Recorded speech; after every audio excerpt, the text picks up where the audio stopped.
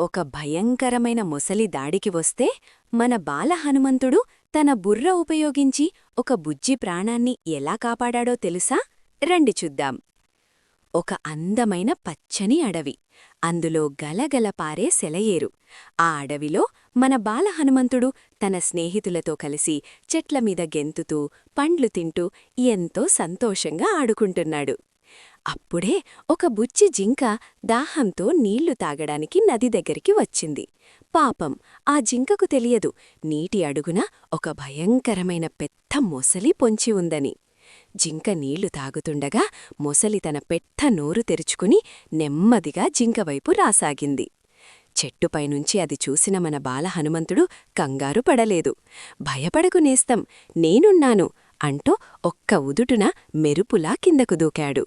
హనుమంతుడు బలంతో కాదు, తెలివితో గెలవాలనుకున్నాడు. వెంటనే పక్కనే ఉన్న చెట్టుమీద నుంచి తీయటి ఎర్రటి పండ్లను కోసి మొసలి తలమీద నోటి ముందు టపటపా విసిరాడు. ఆ పండ్ల రుచి చూసిన మొసలి జింకను మరిచిపోయి పండ్లను ఆపగా తినడం మొదలుపెట్టింది. ఆలోపు బుజ్జి జింక ప్రాణాలతో సురక్షితంగా అడవిలోకి పరిగెత్తింది. కడుపు నిండిన మొసలి తిరిగి నీళ్లలోకి వెళ్ళిపోయింది.